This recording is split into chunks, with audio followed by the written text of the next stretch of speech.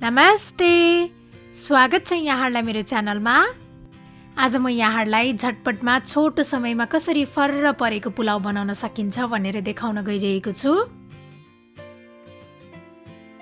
र यो पुलाउ बनाउन एकदमै कम समय लाग्छ।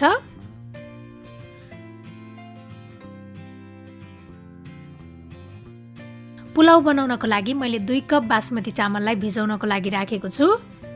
यसलाई चाहिँ 10 देखि 15 मिनेटसम्म भिजाउनु पर्छ। म चाहिँ पुलाउ प्रेसर कुकरमा बनाउन गइरहेको छु।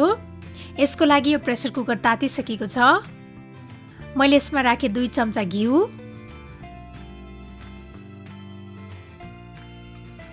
त्यसपछि मैले यसमा राखे ल्वाङ, सुकुमेल, अलैंची। मैले सुकुमेल र अलैंचीलाई चाहिँ हल्का फोडेर राखेको छु। त्यस्तै यो दालचिनी अनि यो तेजपत्ता पनि राख्ने।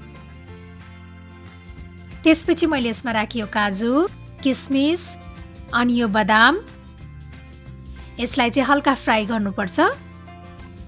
ड्राई फ्रुट्स चाहिँ यहाँहरूले आफ्नो हिसाबले आफूलाई जे मनपर्छ पुलाउमा त्यो राख्न सक्नुहुनेछ, अथवा यहाँहरूले प्लेन पुलाउ पनि बनाउन सक्नुहुनेछ। अब यसमा मैले राखे यो चामल, मैले चामलको चाहिँ पानी सबै तारेर लिएको छु। अब यसलाई राम्रोसँग भुट्नुपर्छ।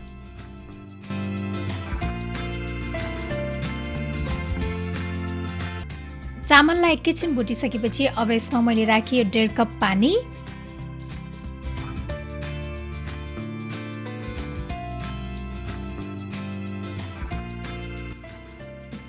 त्यस्तै मैले यसमा थोरै नुन पनि राखे।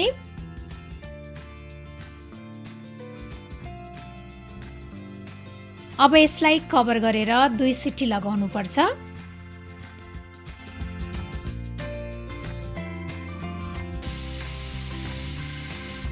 2 सिटी लागिसकेको छ। अब यसको हावा जान दिनुपर्छ।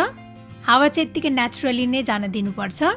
प्रेसर कुकरको हावा गइसकेको छ। अब यसलाई एकपटक चेक गरौँ। हाम्रो यो पुलाउ चाहिँ राम्रोसँग पाकेको छ, साथै यो फर्र परेको पनि बनेको छ।